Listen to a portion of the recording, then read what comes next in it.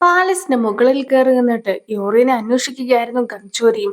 അങ്ങനെയിരിക്കെ യൂറി നടന്നു പോകുന്നതൊക്കെ കണ്ടിട്ടുണ്ടായിരുന്ന ഗംഗ്ചോരിയും നേരെ അവളെ ലക്ഷ്യമാക്കി പോകുന്നു. രാജകുമാരന്റെ ഷർട്ട് ലക്ഷ്യമാക്കി ആയിരുന്നു യൂറി പോയിട്ടുണ്ടായിരുന്നെങ്കിൽ പോലും അവിടെ എത്തുന്നതിന് മുമ്പായിട്ട് തന്നെ ഗംഗ്ചോരിയും അവളുടെ അടുത്തേക്ക് ചാടി വരികയാണ്. യൂൺകാമ്പിന്റെ കാലിന് പരിക്ക് പറ്റിയതല്ലേ, അങ്ങനെ ഇരിക്കെ നീ ഇത്രയും ഉയരത്തിൽ നിന്നൊന്നും തന്നെ ചാടുവാനായിട്ട് പാടില്ല എന്ന് പറഞ്ഞിട്ട് ഗംഗ്ചോരിയുടെ കാലിലൊക്കെ പിടിച്ചു നോക്കുകയായിരുന്നു യൂറിയും. ഈ ഒരു സമയത്ത് അവന്റെ മുഖവും ചെറുതായിട്ടൊക്കെ ചുമക്കുന്നു. അത് കണ്ടിട്ടുണ്ടായിരുന്ന അവളും അവന് വല്ല പനിയും ഉണ്ടോ എന്നൊക്കെ ചോദിച്ചുകൊണ്ട് അവന്റെ മുഖത്തും പിടിക്കുകയൊക്കെയാണ്. അവനും അത് ഒരുപാട് ഇഷ്ടപ്പെടുന്നുണ്ടെങ്കിൽ പോലും ഇഷ്ടപ്പെട്ടതായിട്ടൊന്നും തന്നെ ഭാവിക്കാതെ നമുക്ക് വീട്ടിൽ പോകാമെന്ന് പറഞ്ഞ് അവളെ കൂട്ടിക്കൊണ്ടു പോകുവാനായിട്ടായിരുന്നു ശ്രമിച്ചിട്ടുണ്ടായിരുന്നത്. പക്ഷെ അവളുടെ മനസ്സിലും കുറച്ച് പ്ലാനൊക്കെ ഉണ്ടായിരുന്നു. കങ്ചോരി കൂടെ ഉണ്ടെങ്കിൽ അതൊന്നും തന്നെ നടക്കുകയില്ല എന്ന് മനസ്സിലാക്കിയിട്ടുണ്ടായിരുന്ന അവളും കുറച്ച് അകലായിട്ട് കിം നിൽക്കുന്നത് കാണുകയും പിന്നീട് യൂൺകാപ്പിന്റെ പേരൊക്കെ ഉറക്കെ വിളിക്കുകയും ചെയ്യുകയാണ്. ആ പേര് വിളിക്കുന്നത് കേട്ട കിമ്മും ഇപ്പോൾ അവനെ അന്വേഷിച്ചു വന്നിട്ട് അവനെ കൂട്ടിക്കൊണ്ടു പോകുവാനായിട്ട് നോക്കുന്നു. എനിക്ക് കുറച്ച് വർക്കും കൂടി ഉണ്ട്. ആ ഒരു വർക്കൊക്കെ കഴിയുമ്പോഴത്തേക്കും നിന്നെ കൂട്ടിക്കൊണ്ട് ഞാൻ വീട്ടിലേക്ക് പോയിക്കോളാമെന്ന് യൂറി പറയുന്നത് കേട്ടിട്ടുണ്ടായിരുന്ന ഗംഗ്ചോരിയും ഇപ്പോൾ രാജാവ് പറഞ്ഞതുപോലെ രാജാവിനെ കാണുവാനായിട്ടും പോകുന്നു. യൂറിയും രാജകുമാരന്റെ ഷർട്ടുമായിട്ട് അവിടെ നിന്നും പോകുന്നുമുണ്ട്. നമ്മൾ നേരത്തെ കണ്ടിട്ടുണ്ടായിരുന്ന അങ്കിൾ ക്വാക്ക് ഉണ്ടല്ലോ, അതായത് യൂൺകാപ്പിനെ കുത്തി കൊല്ലുവാനായിട്ട് ശ്രമിച്ചിട്ടുണ്ടായിരുന്ന ആ ഒരു വ്യക്തി, അത് ഈ ഒരു രാജ്യത്തെ തന്നെ യുദ്ധവും മറ്റുമൊക്കെ നോക്കി നടത്തുന്ന മന്ത്രിയാണ്. ഈ മന്ത്രി തന്നെ ആകും യൂൺകാപ്പിനെ ആക്രമിച്ചിട്ടുണ്ടാവുക എന്നൊക്കെ രാജാവിനും ഒരു സംശയം തോന്നിയിട്ടുണ്ടായിരുന്നു. സോ രാജാവും അതിനെക്കുറിച്ച് മന്ത്രിയുടെ അടുത്ത് ചോദിക്കുമ്പോഴത്തേക്കും മന്ത്രിക്കും അതിലൊന്നും തന്നെ ഒട്ടും പങ്കില്ല എന്ന രീതിക്കാണ് സംസാരിക്കുന്നത്. എന്തായാലും സത്യങ്ങളൊക്കെ ഉടനെ തന്നെ അറിയുന്നതായിരിക്കും, തെളിവും ഇപ്പോൾ തന്നെ ഇവിടെ എത്തുന്നതായിരിക്കും എന്നൊക്കെ രാജാവ് പറഞ്ഞു നിൽക്കുമ്പോഴത്തേക്കും അവിടേക്ക് യൂൺകാപ്പും എത്തുന്നു. പക്ഷെ യൂൺകാപ്പ് ആകട്ടെ രാജാവിനെ കാണുവാനായിട്ട് മടിച്ചു നിൽക്കുകയും അവിടെ ഉണ്ടായിരുന്ന കുറച്ച് സ്നാക്സ് ഒക്കെ കാണുന്ന അവനും അതൊക്കെ കഴിച്ച് അവിടെ തന്നെ നിൽക്കുകയുമാണ് ചെയ്യുന്നത്. പിന്നീട് സ്നാക്സ് കഴിച്ച് അകത്തേക്ക് കയറി വരുന്ന യൂൺകാപ്പിന്റെ അടുത്ത് നിന്നെ ആരാണ് ആക്രമിച്ചതെന്നും എന്തായിരുന്നു നിനക്ക് ശരിക്കും സംഭവിച്ചതെന്നും നിനക്ക് അത്രയ്ക്ക് ഓർമ്മയില്ല എന്ന രീതിക്കായിരുന്നു ഡോക്ടർ പറഞ്ഞിട്ടുണ്ടായിരുന്നത്. അതൊക്കെ സത്യമാണോ? ശരിക്കും നീ ഒന്നും തന്നെ ഓർക്കുന്നില്ല എന്ന രീതിക്ക് രാജാവും അവന്റെ അടുത്തായിട്ട് ചോദിക്കുന്നു. ഗംഗ്ചോരിയും അടുത്ത് നിന്നിട്ടുണ്ടായിരുന്ന മിനിസ്റ്റർ ക്വാക്കിനെ കാണുകയും യൂൺകാപ്പിനെ അയാൾ ആക്രമിച്ചത് ഓർക്കുകയും ചെയ്യുന്നുണ്ടെങ്കിൽ പോലും താൻ ഒന്നും തന്നെ ഓർക്കുന്നില്ല എന്നൊരു കള്ളമൊക്കെയാണ് അവിടെ പറയുന്നത്. രാജാവ് നേരെ വന്നിട്ട് യൂൺകാപ്പിന്റെ ശരീരത്തിലുണ്ടായിരുന്ന മുറിവൊക്കെ കാണിച്ചു കൊടുക്കുന്നു.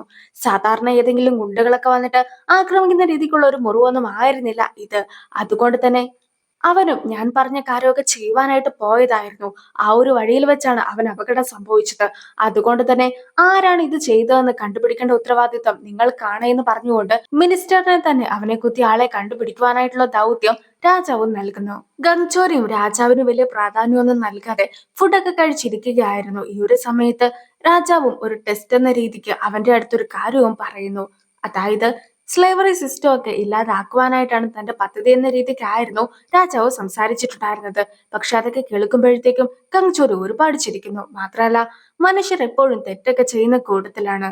അതുകൊണ്ടാണല്ലോ നീ ഇപ്പോൾ രാജാവായിട്ട് ഇരിക്കുന്നതും 1000-ഓളം വർഷങ്ങളായിട്ട് ഇത് തന്നെയാണ് ഇവിടെ നടന്നു വരുന്നതും.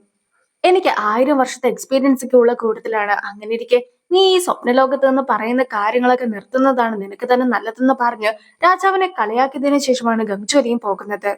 ഗംഗ്ചോരി അങ്ങനെ അവിടെ നിന്നും ഇറങ്ങി കഴിയുമ്പോഴത്തേക്കും 8 കാലുള്ള പ്രേതം അതൊരിക്കലും രാജാവിന്റെ കാലത്ത് ഉണ്ടായിരുന്നതല്ല എന്നും അതിനു മുമ്പേ ഉണ്ടായിരുന്നതാണെന്നുമുള്ള സത്യം മനസ്സിലാക്കുകയാണ്. പക്ഷെ സാധാരണ രീതിക്ക് ആ ഒരു പ്രേതം രാജാവിനെ അറ്റാക്ക് ചെയ്ത് രാജാവിന്റെ ബോഡിയിലല്ലേ കയറേണ്ടത്? എന്തുകൊണ്ടായിരിക്കാം രാജാവിനെ ഒഴിവാക്കിയിട്ട് രാജാവിന്റെ മകന്റെ ബോഡിയിൽ കയറിയിട്ടുണ്ടാവുക എന്നൊക്കെ ഗംഗ്ചോരിയും ഓർക്കുന്നു. യൂൺകാപ്പിന് ഓർമ്മക്കുറവുള്ളതല്ല, മറിച്ച് അവന് വട്ടായതാണെന്നുള്ള രീതിക്കായിരുന്നു കിമ്മും രാജാവിന്റെ അടുത്ത് സംസാരിച്ചിട്ടുണ്ടായിരുന്നത്.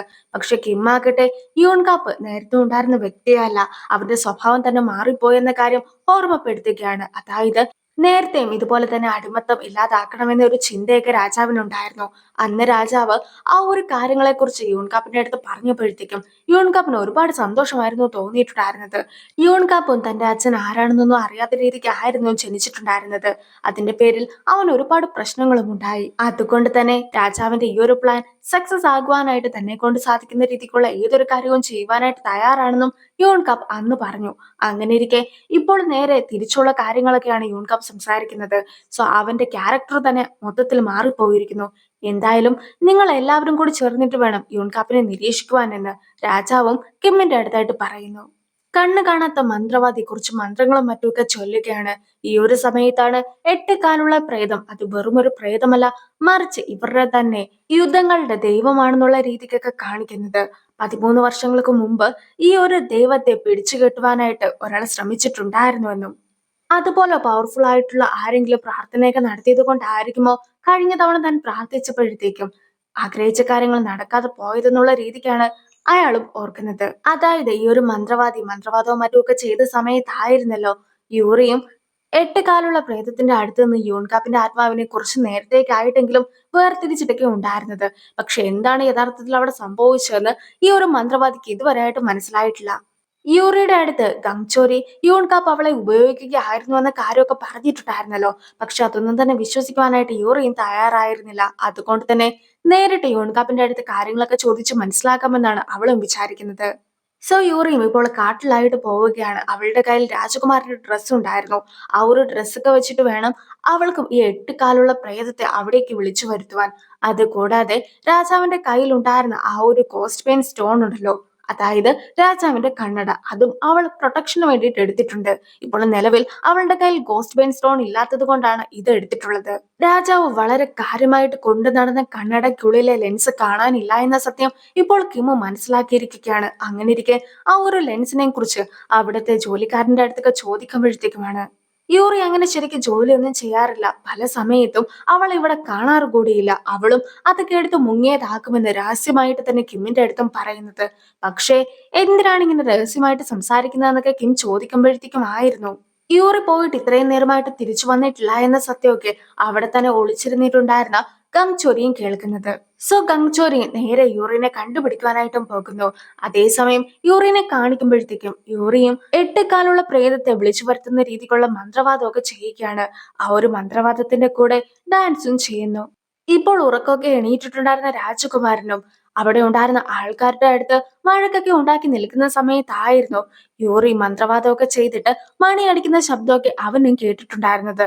തന്നെ ആരോ വിളിക്കുന്നുണ്ട് എന്ന് അവനും മനസ്സിലാക്കുകയാണ്. അതേസമയം യൂറിനെ അന്വേഷിച്ച് നടന്നിട്ടുണ്ടായിരുന്ന ഗംഗ്ചോരിയും ഈ ഒരു മണിയടിയുടെ ഒക്കെ ശബ്ദം കേൾക്കുന്നു. രാജകുമാരനും കൊട്ടാരത്തിൽ നിന്നും പോവുകയാണ്. രാജകുമാരനെ പിടിച്ചു നിർത്തുവാനായിട്ട് ഒരുപാട് ആൾക്കാർ ശ്രമിക്കുന്നുണ്ടെങ്കിൽ പോലും അവരെയും രാജകുമാരന്റെ അമ്മയും തള്ളിയിട്ടതിനു ശേഷമാണ് അവനും അവിടെ നിന്നും പോകുന്നത്. രാജാവ് ഇത്രത്തോളം സൂക്ഷിച്ചു വെച്ചിട്ടുണ്ടായിരുന്ന തന്റെ കണ്ണടയുടെ ലെൻസ് കാണാനില്ല എന്ന സത്യമൊക്കെ മനസ്സിലാക്കിയിട്ട് രാജാവ് അതിനെക്കുറിച്ചൊക്കെ സംസാരിച്ചുകൊണ്ട് നിൽക്കുന്ന സമയത്തായിരുന്നു അവിടേക്ക് ഓടിയെത്തിയിട്ടുണ്ടായിരുന്ന ജോലിക്കാരെയും ഇതുപോലെ രാജാവിന്റെ മകൻ അവിടെ നിന്നും പോയെന്ന കാര്യമൊക്കെ രാജാവിനെയും അറിയിക്കുന്നത്. യൂറി നൃത്തം ചെയ്യുന്ന സ്ഥലത്തേക്ക് എത്തിയിട്ടുണ്ടായിരുന്ന രാജകുമാരനും നീ ആയിരുന്നോ എന്നെ വിളിച്ചു വരുത്തിയിട്ടുണ്ടായിരുന്നത്, എന്തിനാണ് നീ എന്നെ വിളിച്ചു വരുത്തിയതെന്നൊക്കെ ചോദിച്ചുകൊണ്ട് ആകെ ദേഷ്യപ്പെടുന്നു. ഈ ഒരു സമയത്ത് ഞാനും മന്ത്രവാദമൊക്കെ ചെയ്യുന്ന കൂട്ടത്തിലാണ്. എനിക്ക് വലിയൊരു ദൈവത്തെ ആരാധിച്ചാൽ കൊള്ളാമെന്നൊക്കെയുണ്ട്. നിങ്ങളെ പോലെയുള്ള ഒരു ദൈവത്തേക്ക് ആരാധിക്കുവാനായിട്ട് സാധിക്കുന്നത് വലിയൊരു കാര്യം തന്നെ ആണെന്നൊക്കെ പറഞ്ഞുകൊണ്ട് നിൽക്കുകയായിരുന്നു യൂറിയും. മൊത്തത്തിൽ യൂറിനെ ഒന്ന് ശ്രദ്ധിച്ചിട്ടുണ്ടായിരുന്ന രാജകുമാരനും അവളുടെ എനർജിയൊക്കെ മനസ്സിലാക്കുവാനായിട്ട് സാധിക്കുന്നുണ്ട് എന്നും അവളെ പോലൊരു വ്യക്തിനെയൊക്കെ തന്റെ ശിക്ഷയാക്കുവാനായിട്ട് താനും തയ്യാറാണെന്നും അറിയിക്കുന്നു. സോ നമുക്ക് രണ്ടുപേർക്കും കൂടി മൊത്തത്തിൽ എൻജോയ് ചെയ്യാമെന്നൊക്കെ പറഞ്ഞ് നിൽക്കുകയാണ് അവനും. ഇപ്പോൾ അവർ രണ്ടുപേരും കൂടി ഒന്നിച്ച് നൃത്തവും ചെയ്യുന്നു. പക്ഷെ യഥാർത്ഥത്തിൽ ആ ഒരു കുട്ടിയുടെ ശരീരത്തിൽ നിന്നും 8 കാലുള്ള പ്രേതത്തെ ഇല്ലാതാക്കണമെന്ന രീതിക്കായിരുന്നു അവളും ആഗ്രഹിച്ചിട്ടുണ്ടായിരുന്നത്. സോ നൃത്തം ചെയ്യുന്നതിനിടയ്ക്ക് ആ ഒരു കുട്ടിയുടെ ശ്രദ്ധയൊക്കെ തെറ്റിയെന്ന് കണ്ടിട്ടുണ്ടായിരുന്ന അവളും പെട്ടെന്ന് തന്നെ മന്ത്രമൊക്കെ ചൊല്ലി വെച്ചിട്ടുണ്ടായിരുന്ന കയറ് വെച്ചിട്ട് ആ ഒരു കുട്ടീനെ അതിന്റെ അകത്താക്കുവാനായിട്ടും ശ്രമിക്കുന്നു. പക്ഷെ 8 കാലുള്ള പ്രേതം അവളെ കൈയോടെ പിടിക്കുന്നുമുണ്ട്. ഇതെല്ലാം തന്നെ കൊടുക്കാനുള്ള ഒരു ട്രാപ്പാണെന്ന് മനസ്സിലാക്കുന്ന ആ ഒരു കുട്ടിയും അവിടെ ഉണ്ടായിരുന്ന കല്ല് വെച്ച് അവളുടെ തലക്കിട്ട് അടിക്കുവാനായിട്ട് ശ്രമിക്കുന്ന സമയത്ത് തന്നെ അവിടേക്ക് ഗംഗ്ചോരിയും എത്തുന്നു. ഗംഗ്ചോരിയും ആ ഒരു കുട്ടീനെ പിടിച്ചു വെച്ചതിന് ശേഷം അവളുടെ ഉദ്ദേശം പോലെ തന്നെ കാര്യങ്ങളൊക്കെ മുന്നോട്ട് പോയിക്കോട്ടെ എന്ന രീതിക്ക് സംസാരിക്കുന്നുണ്ടെങ്കിൽ പോലും അപ്പോഴേക്കും രാജാവും രണ്ട് പടയാളികളും അവിടേക്ക് എത്തുകയാണ്. അവര് രാജകുമാരന്റെ അടുത്തേക്ക് നടക്കാനായിട്ട് ശ്രമിക്കുമ്പോഴത്തേക്കും ഇവിടെ ഒരു കയറൊക്കെ കെട്ടിയിട്ടുണ്ട്, ഇത് കടന്ന് ഒരിക്കലും അകത്തേക്ക് കയറി വരരുതെന്നുള്ള രീതിക്ക് യുവറിയും അവരുടെ അടുത്തായിട്ട് പറയുന്നു. അങ്ങനെ ഇരിക്കെ അവരും അതൊന്നും തന്നെ കൂട്ടാക്കാതെ അകത്തേക്ക് കയറി വരുവാനായിട്ട് ശ്രമിക്കുമ്പോഴത്തേക്കും കയ്യിലുണ്ടായിരുന്ന കത്തി വെച്ചിട്ട് ആ ഒരു കുട്ടീനെ താൻ കൊല്ലുമെന്ന് പറഞ്ഞ് ഭീഷണിപ്പെടുത്തുകയായിരുന്നു ഗംഗ്ചോരിയും. സോ ആ ഒരു കുട്ടിക്കൊന്നും സംഭവിക്കാതിരിക്കുവാനായിട്ട് രാജാവും കൂടെ ഉണ്ടായിരുന്ന ആൾക്കാരുടെ അടുത്ത് ഒന്നും തന്നെ ചെയ്യേണ്ടെന്ന് പറയുന്നു. ഈ ഒരു സമയം കൊണ്ട് യൂറിയാകട്ടെ രാജാവിന്റെ കണ്ണടയുടെ ലെൻസൊക്കെ എടുത്തോണ്ട് വന്നിട്ട് അത് വെച്ച് കുട്ടിയുടെ ഉള്ളിൽ ഉണ്ടായിരുന്ന 8 കാലുള്ള പ്രേതത്തെ വെളിയിൽ ഇറക്കുവാനായിട്ട് ശ്രമിക്കുകയാണ്. അവളും പ്രാർത്ഥനയൊക്കെ ചെയ്തുകൊണ്ടിരിക്കുന്ന സമയത്ത് കൂടെ ഉണ്ടായിരുന്ന ഒരു പടയാളി അവളെ അറ്റാക്ക് ചെയ്യുവാനായിട്ട് കയ്യിലുണ്ടായിരുന്ന അമ്പ് ചെയ്ത് കഴിയുമ്പോഴത്തേക്കും അത് കണ്ടു നിന്നിട്ടുണ്ടായിരുന്ന ഗംചോരിയും നേരെ അവളെ രക്ഷിക്കുവാനായിട്ട് മുന്നോട്ട് നിൽക്കുന്നു. അതുകൊണ്ട് തന്നെ ആ ഒരു അമ്പൊക്കെ കൊണ്ടിട്ടുണ്ടായിരുന്നത് ഗംചോരിയുടെ ശരീരത്തിലായിരുന്നു. പക്ഷെ ഗംചോരിയും അതൊന്നും തന്നെ കാര്യമാക്കാതെ ഇരിക്കുമ്പോഴത്തേക്കും യൂറിയും തന്റെ മന്ത്രങ്ങളുമായിട്ട് മുന്നോട്ട് പോകുന്നു. അങ്ങനെ ഒരുപാട് നേരത്തെ മന്ത്രങ്ങൾക്ക് ശേഷമാകട്ടെ ഇപ്പോൾ ആ ഒരു കുട്ടിയുടെ ശരീരത്തിലുണ്ടായിരുന്ന പ്രേതം വെളിയിലേക്ക് ഇറങ്ങുകയാണ്. മാത്രല്ല ആ ഒരു പ്രേതം ഒരുപാട് പഴുതാരകളായി മാറി രാജാവിന്റെ അടുത്തേക്ക് ചെല്ലുകയും അത് രാജാവിന്റെ ശരീരത്തിൽ പ്രവേശിക്കുകയും ചെയ്യുന്നു. സാധാരണഗതിക്ക് യൂറി കെട്ടിയിട്ടുണ്ടായിരുന്ന കയറിന്റെ അകത്തൊക്കെ ആ പ്രേതം വരേണ്ടതാണ്. പക്ഷെ ഇപ്പോൾ ആ പ്രേതം എങ്ങനെ രക്ഷപ്പെട്ടുവെന്ന് അറിയാതെ അവൾ നിൽക്കുന്ന സമയത്തായിരുന്നു ആ കയറിന്റെ ഒരു ഭാഗത്തായിട്ട് തീ കത്തുന്ന കാഴ്ച അവരും കണ്ടിട്ടുണ്ടായിരുന്നത്. അങ്ങനെ ആ കയറും വേർപെട്ടു പോകുന്നു. അപ്പോൾ ആ പ്രേതം എവിടെ പോയെന്ന് അവർ സംശയിച്ച് നിൽക്കുമ്പോഴത്തേക്കും ആയിരുന്നു ആ പ്രേതം കയറിയ ശരീരവുമായിട്ട് എത്തുന്ന രാജാവും യൂറിയുടെയും ഗംഗചോരിയുടെയും നേർക്കായിട്ട് വരുന്നത്. ആ ഒരു സീനോട് കൂടിയാണ് ഈ ഒരു എപ്പിസോഡ് അവസാനിക്കുന്നത്. അടുത്തൊരു വീഡിയോ ആയിട്ട് ഇത്രയും വേഗം കാണാം. ബൈ.